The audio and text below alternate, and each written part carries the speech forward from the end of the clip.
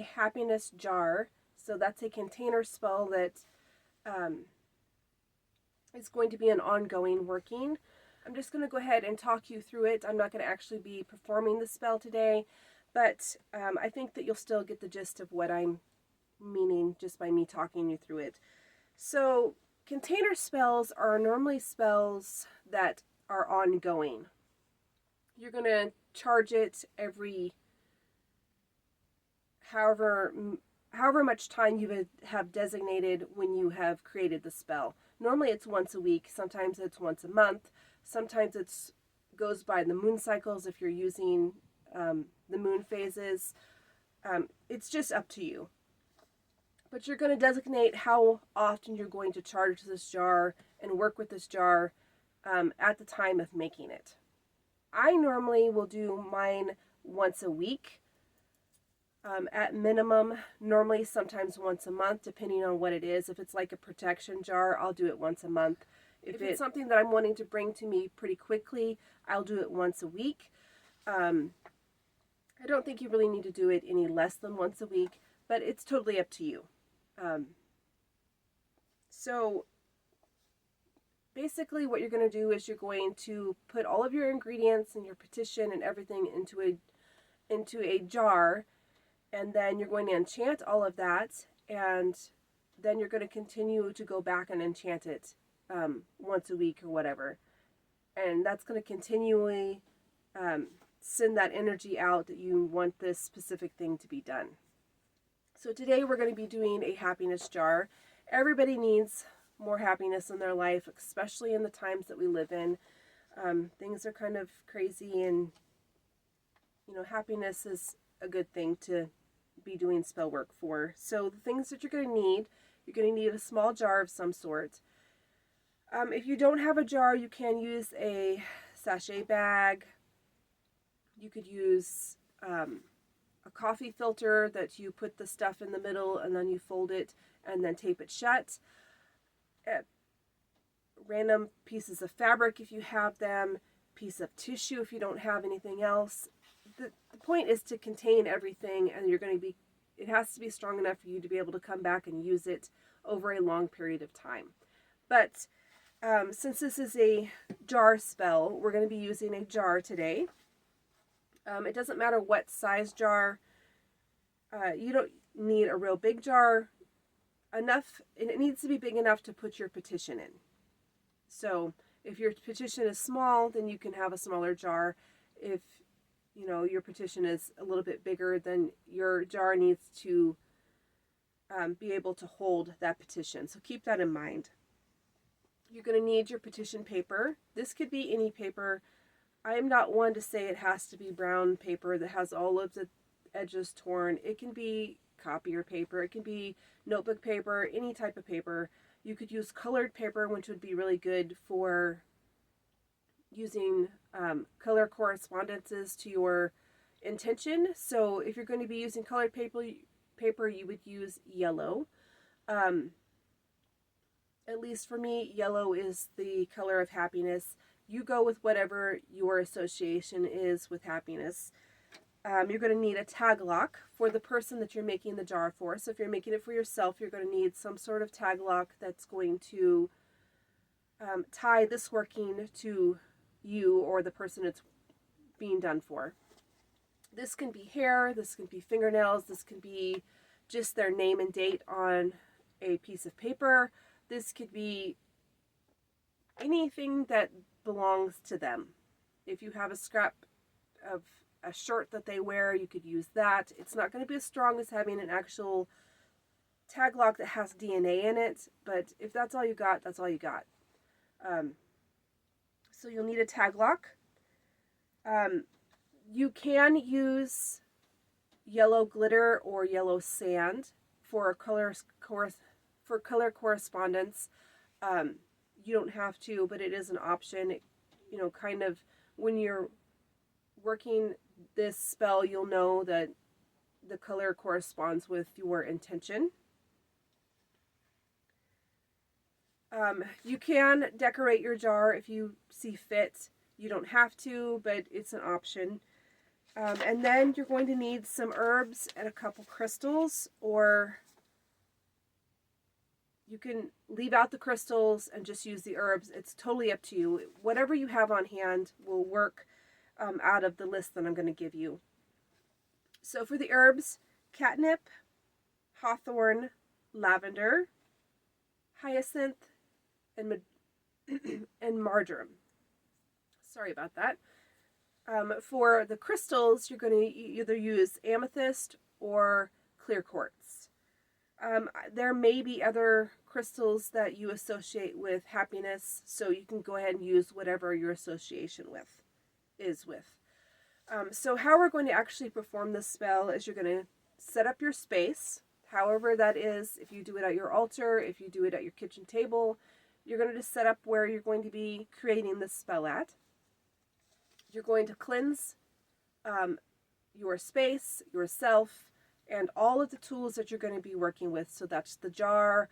I don't normally cleanse the herbs and the crystals, but you can. If you have used the crystals before, you can go ahead and cleanse them. If they've just kind of been sitting stagnant somewhere, I would cleanse them. But if you're reusing them for the same purpose, then you don't have to. So the first thing that you're going to do is you're going to create your petition. So how I make my petitions is I write whoever that I'm doing the petition for. So if it's myself, I'm going to put my name and my birth date 3 times across that page. Since we're wanting to draw something to us, we're going to turn it to the right. So clockwise. And then I'm going to write my intention for happiness. However you want to phrase it, it doesn't matter. You can do some sort of poetry. You can do just standard words. Such and such has happiness in their life. Such and such has found happiness. Something similar to that. It does not have to be poetic. It does not have to rhyme. It does not have to do any of that. I don't do any type of petitions like that. I state what I want, and then, that's good enough for me. So you're stating your intention, however you're going to do that. Then you're going to turn it again to the right, and then you're going to sign your name. Even if you're doing this for someone else, you're going to sign your personal name because you're signing this saying, I want this done. That's what your signature's for. And you're going to sign it like you would a check or any type of legal document, however you sign your name. You're going to sign that 3 times, and then you're going to start folding that page in half towards you. You're going to turn it to the right again, fold it towards you, and you're going to continue to do that until it is small enough to fit in your jar. If you have a larger jar, you don't have to fold it real tight. I would fold it tight enough so no one can read it, but that's entirely up to you.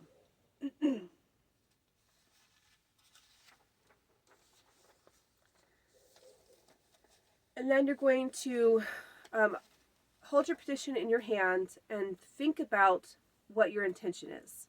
Bringing happiness to your life. Finding happiness in all aspects of your life. However you're going to phrase it, you're going to think about that intention and you're going to place it in the jar. You're going to take each one of your herbs and your crystals and do the same exact thing. With each one, you're going to think about your intention and place it in the jar. And then after you get everything in the jar, then you're going to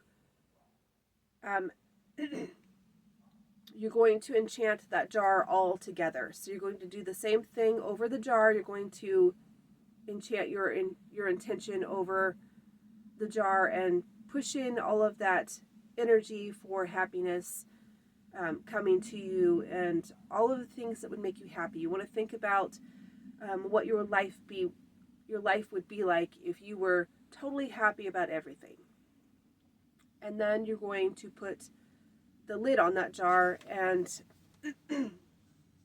you can burn a yellow candle. You can inscribe your name and your intention on a yellow candle and burn that on top of the jar if you would like.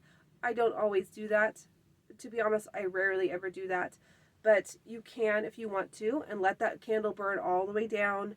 And then I would take that jar and I would set it on your altar or wherever your magical safe space is. If you don't have an altar, find a safe space that no one's going to mess with it. And then you're just going to come back once a week or once a month, however you have designated. You're going to put that intention back into that jar. Normally how I do that is I just pick up the jar and I hold it in my hands and I push that intention into that jar just like I did when I was creating it. You can do a shaker version of this. As you're shaking the jar, it creates, those energetic vibrations towards your intention, and it kind of, wakes everything up. It just depends on you. You can do it either way. So you can do it either way. It's totally up to you. There's so many different ways of doing this. If you choose to do a different type of container, you would just do the same thing. You would just hold it in your hands and charge it the same way. I know not everybody has jars or access to jars. I recycle jars from the kitchen. I'm a canner, and I'm also a food prepper, so I dehydrate a lot of things. So I'm always saving jars from canned foods or jarred foods that we buy from the store, like spaghetti sauce and whatnot. I always have jars that I have saved from cooking to put my dehydrated foods and stuff in as well. But I also use them in my apothecary. So I actually have a lot of jars just sitting around, just reusing them from the kitchen. And that's a great way to make jar spells, is just reusing something that you already have purchased and not have to go out and buy something else. But if you do choose to purchase something, the little jars from Dollar Tree are fine. Canning jars, like if you buy the jelly jars, those are the perfect size. You can buy the really short, squatty jelly jars, like at Walmart. You can buy the full-size jelly jars. Those work really well. You can use plastic jars if that's all you got. You can use any type of container that you want to create this spell. So I highly encourage you to try it out, and I'll see you next time. Bye.